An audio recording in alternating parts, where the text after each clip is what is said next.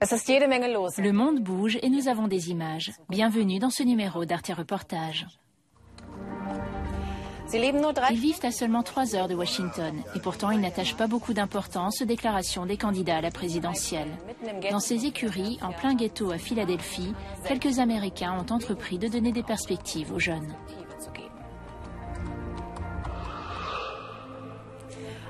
Un mort tous les 5 jours. Pour dissuader les immigrés clandestins et les islamistes d'entrer sur son territoire, l'Inde a posté des soldats le long du mur frontière avec le Bangladesh. Ils chassent tous ceux qui s'en approchent. Des scènes atroces dont le monde ne doit rien savoir.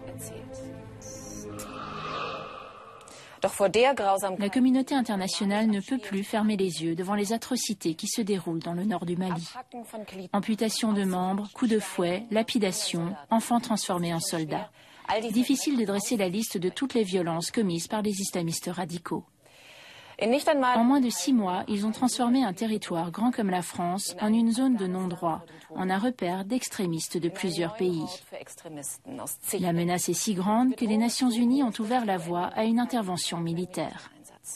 L'idée est d'y déployer 3000 soldats africains avec le soutien de l'Union européenne. L'objectif, reconquérir le nord du Mali. Oumou Salsek donnerait tout pour cela. Elle a réussi à devenir l'une des premières femmes élues maire d'une ville dans le nord du Mali, Goundam, près de Tombouctou. Un véritable événement. C'était en 2004 et nous étions allés à sa rencontre. Depuis, elle a été le témoin des agissements des islamistes. Ils ont démoli en l'espace de quelques semaines ce qui avait pris des années de construction. Reportage de Nathalie Georges.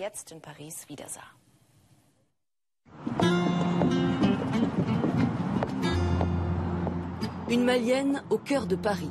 Notre première rencontre date d'il y a 7 ans. C'était chez elle, à Goundam, dans le nord du Mali. Une région qu'elle a dû quitter sous la pression des islamistes. C'est triste d'être loin. Même si j'étais là, je ne peux rien faire.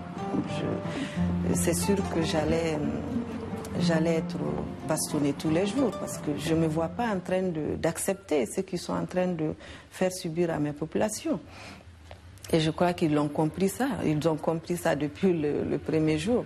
Et quand ils sont rentrés à Goundam, ils ont commencé par détruire tout ce qui est étatique, tout ce qui appartient à l'État central. Et après, c'était mon domicile.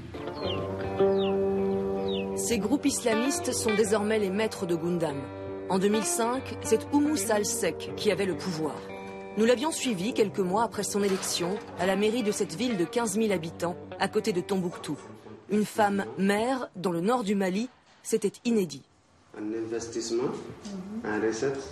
Je déclare ouverte la 2e session du conseil communal et je vous remercie de votre aimable attention. Goundam, qu'elle a dû fuir une nuit d'avril pour se réfugier à Bamako, la capitale. Fuir les rebelles Touaregs du MNLA, le mouvement national de libération de l'Azawad, qui ont lancé la conquête du Nord. Dans leur sillage, 3 groupes islamistes. En Sardine, Al-Qaïda au Maghreb islamique et le Moudjahou, le mouvement pour l'unicité et le djihad en Afrique de l'Ouest. Depuis son départ de Goundam, Oumou appelle chaque jour ceux qui y sont restés, même pendant son voyage en France. Donc, quelles sont les nouvelles ? Ils sont toujours là-bas. Le Moudjahou, ils sont toujours là-bas. Bon, maintenant, Moudjahou n'est pas là. Oui. Papou n'est pas là. Oui. Et Ansardine, c'est moi qui est là. C'est Ansardine qui est là. Il y a des gens qui viennent d'ailleurs. Chez nous, le chef du Moudjahou, c'est un Tchadien, Abou Bachir. Et maintenant, il paraît que depuis avant-hier, il y a 2 jours, il est parti. Il dit qu'il ne s'occupe plus tout seul de Goundam. Maintenant, c'est Ansardine qui est là-bas. Mais pour moi, c'est la même chose. Ansardine, Moudjahou, Akmi, c'est bonnet blanc, blanc bonnet. Ce sont les mêmes groupes qui occupent Tombouctou, la ville voisine.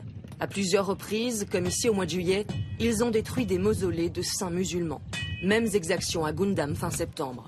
Un tel culte est banni par l'islam, c'est ce qu'ils prétendent. Ils parlent d'islam, mais moi j'ai appris autre chose, le contraire de tout ce qu'ils sont en train d'appliquer. Et au nom de l'islam, j'ai appris la tolérance et eux, c'est par le physique, ils viennent, ils t'imposent ce qu'ils veulent. Et déjà, le citoyen avec lequel j'ai parlé me dit, quand les femmes les rencontrent, elles sont obligées, elles se précipitent pour se voiler. Elles ne sont pas habituées, ce n'est pas culturel chez nous. On se voile quand on a l'habitude, certaines se voilent.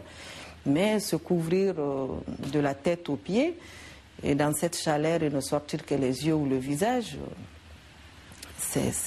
pour moi, c'est de la folie. Quel contraste avec notre reportage réalisé il y a 7 ans.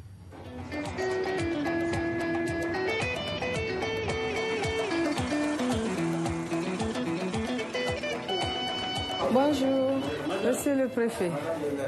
Vous allez bien? Oui, ça va bien, merci. Dans l'exercice de ses fonctions, Madame le maire ne côtoie pratiquement que des hommes. Elle doit faire preuve de courtoisie, de politesse et de diplomatie. Et selon ces messieurs, ça marche. Je sens qu'il y a un petit changement. Et il est plus facile de se comprendre avec une femme qu'un homme. Bon, peut-être que c'est purement subjectif. Nous sommes dans une communauté particulière, très conservatrice, celle du nord du Mali. Très islamiste quelquefois. Pas un islamiste fondamental ou un islamiste comme on le vit avec aujourd'hui le terrorisme dans le monde, mais un islam très conservateur par rapport aux valeurs culturelles et sociales de notre terroir. Et malgré toutes ces pesanteurs socioculturelles, elle, épousant les valeurs de sa société, mais aussi les valeurs du monde moderne, a pu concilier les deux et faire en sorte qu'en l'espace de quelques années, les hommes de notre communauté commencent à changer de mentalité. C'est vrai que c'est très important. Ça a toujours été mon combat, étant donné que je suis le fruit de cette diversité culturelle. Mais malheureusement, on n'a pas été, nous aussi, à l'abri de ce terrorisme. Comme s'ils savaient que c'était très grave déjà, ce qu'on voyait ailleurs, et que ça allait se reproduire chez nous. Moi, je ne croyais pas qu'à un seul moment, on allait avoir ces terroristes chez nous.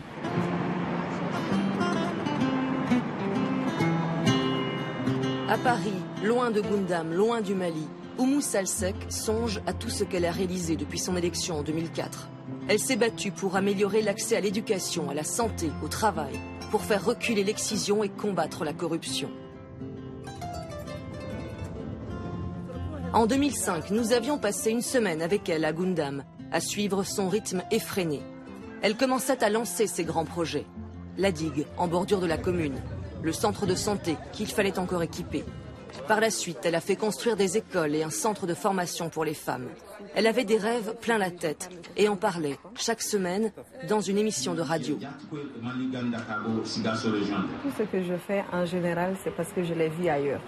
Donc j'aimerais faire de Goundam comme peut-être Strasbourg ou Paris. Ce n'est pas les mêmes réalités, ce n'est pas le même paysage, mais je pense qu'en essayant de faire comme les autres, on améliore, on apporte quand même une contribution à la construction de son pays. 7 ans plus tard, le Mali est en plein chaos, la moitié de son territoire occupé par des islamistes. Tout ce qu'on a eu à réaliser pendant tant d'années a été détruit. C'est le plus grand drame et je n'arrive pas à expliquer, à trouver une explication à leur comportement. Même si nous retrouvons ce territoire, tout est à refaire. Plus d'écoles, plus de mairies, plus de bâtiments publics. Même les centres de santé ont été pillés. Même nos pharmacies, nos dépôts de médicaments ont été emportés. Donc vous voyez qu'il faut tout reprendre. Et avec quels moyens? Avec quelle population? Des populations terrorisées, des populations qui ont perdu pratiquement espoir. On était dans une dynamique de développement, on sentait que les choses s'amélioraient, on était en plein dedans et d'un coup, on vient tout nous arrêter. C'est difficile. Et cette dynamique de développement profitait aux femmes de Goundam, comme le montre cet extrait de notre reportage de 2005. Des projets municipaux et des coups de main amicaux. La mère est sur tous les fronts. Pour aider les femmes qui se lancent dans l'élevage ou le maraîchage, elle chapeaute la Caisse d'épargne des femmes, structure associative qui propose des petits crédits, moins de 400 € par personne.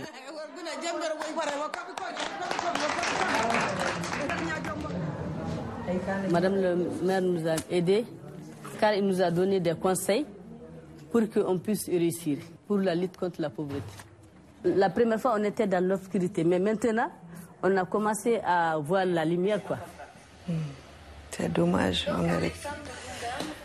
Je réponds par dire que c'est maintenant même qu'on est dans l'obscurité, où on n'a plus le droit de parler, on n'a plus le droit de se réunir, de se retrouver, de mener nos activités. Et je pense que c'est la vraie obscurité. On est violé, on nous impose des choses impossibles. Je pense que la plus grande obscurité, c'est de ne pas pouvoir être libre, quoi, vraiment.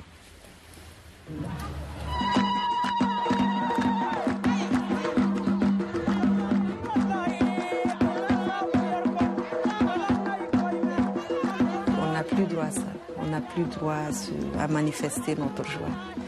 Avec les terroristes, il faut se voiler, il faut trousser le pantalon, il ne faut pas fumer. Voilà, il faut se cacher. Les femmes n'ont pas le droit de s'asseoir en groupe devant la porte ou sous nos arbres. Voilà, aucune activité publique. Même les écoles sont fermées. En 2005, celle-ci venait d'ouvrir. Oumou y faisait sa première visite. 27 enfants étaient inscrits dans cette classe, garçons et filles ensemble, ce qui serait impensable aujourd'hui. Ça, c'est bien ça. Quand vous dites que ça vaut mieux que de se promener, ça veut dire déjà que vous êtes conscient de l'importance de l'éducation. La base. Donc la deuxième année, on va commencer les cours en français. Depuis, la charia est entrée en vigueur. C'est l'arabe qui sera enseigné dès la réouverture des écoles. Une directive des islamistes qui font régner la terreur sur Goundam. Ça fait 7 mois que ça dure, c'est ça? Ça fait 7 mois que cela dure. Et l'avenir? Je ne sais pas. Je ne sais pas. Mais il faut quand même garder l'espoir.